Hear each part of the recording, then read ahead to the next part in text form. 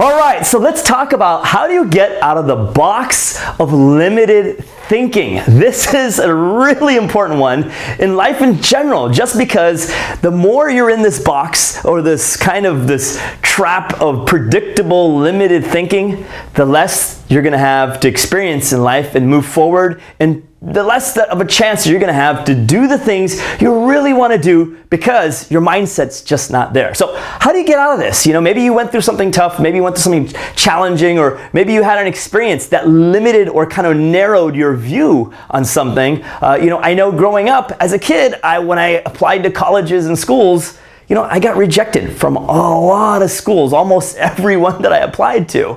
And then, of course, I didn't graduate at the top of my class either. So I had a ton of reasons myself to be limited in my thought process and to be limited in my thinking of what's possible or my adventure or my creativity of what I can do.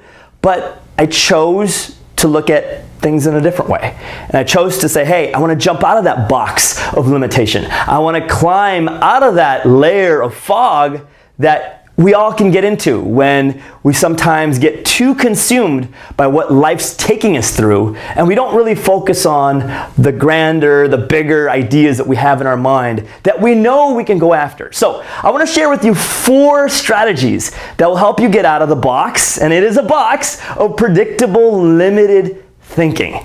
And if you master these 4 strategies, you're going to feel liberated. You're going to feel freed of that fog or that weight of the type of thought process that you may be going through that's limiting you in your life. So let's just jump right into these. These are great. Number 1, the first strategy is anytime you have this reactive impulse that comes into your mind saying that, hey, it's a limitation, that you can't do this, or it's maybe not possible for you, or it's just not something that's in it for you. Anytime you have that, start by first asking yourself a question, which is, hypothetically, if I were to do this, how would I proceed? How would I go about in doing it? And when you do that, what you do is you kind of take a softer approach. You're not really committed to the idea because it's a hypothetical, right? You're asking yourself a hypothetical question. If I were to go ahead and do this, how would I go about doing that? And that hypothetical frees your creativity up so that way you can actually entertain more different out-of-the-box ideas to do something. It gives you that ability to say, hey, let's get that, that sense of unknown, that unpredictability going, that area of creativity. Let's move those things forward, and it gets the thought process going that allows you to think outside of where your current situation is. So ask yourself that hypothetical question.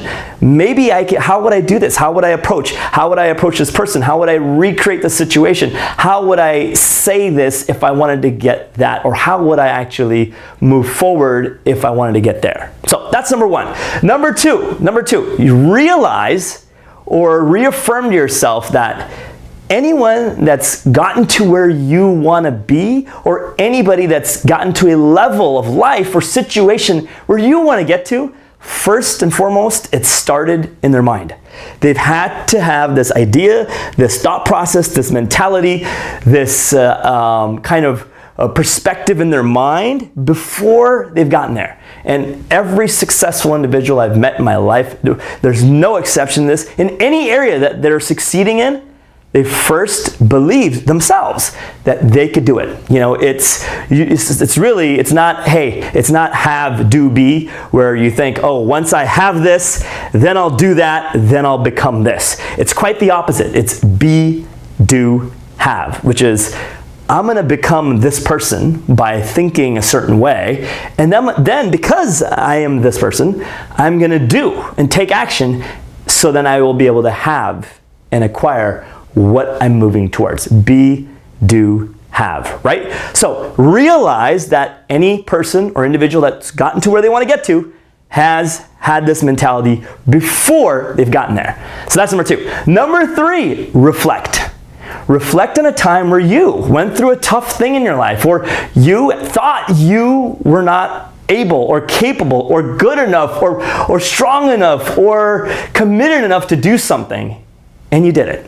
And you went for it, and you came through on the other side, and things are okay. Things are okay. Realize and reflect on the fact of your successes. I'm sure you've had at least one area that you've been successful in. At least one, okay? So even for the harshest self-critics, I'm sure you can find one area that you know that, hey, I actually did this. And once I did it, and once I got through the other end, it wasn't that hard. And I forgot about how tough it was before I did it.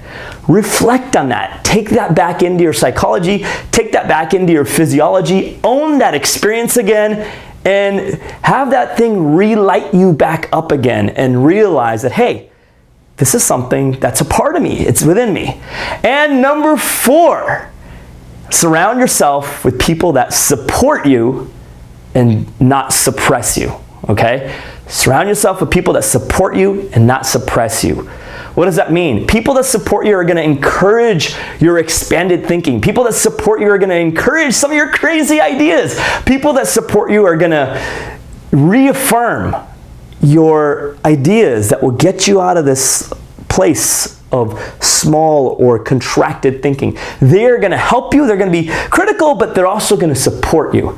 Surround yourself with those people and really shed the people in your life to an extent that suppress you. You know, life is too quick and it moves too fast and it's too much value. It's so valuable that we can't be surrounding ourselves with people that suppress our dreams, our ideas, our thinking. And we have to get that part straight first, because if we don't surround ourselves with the people that support us, then we're not going to be able to have a team of good energy around us. And that is so critical. So take inventory of your life and who you're surrounding yourself with, and make sure it's those people that support your expanded, incredible new thoughts or thinking, and not the old people that are contracted and they want to keep you in that box, right? Really important. So just 4 really quick strategies in summary again. Ask yourself a question, a hypothetical. What would I do if I could do this? Number 2, go back and realize that anyone that's gotten to where they want to get to actually has had this thinking in their mind first before getting there. And third thing is reflect. Reflect on a successful situation of yours in the past where you've actually done something that you couldn't have done, that you didn't think you could have done, and you've actually done it and come through on the other end. And number 4, surround yourself with people that support you and not suppress you. I hope this I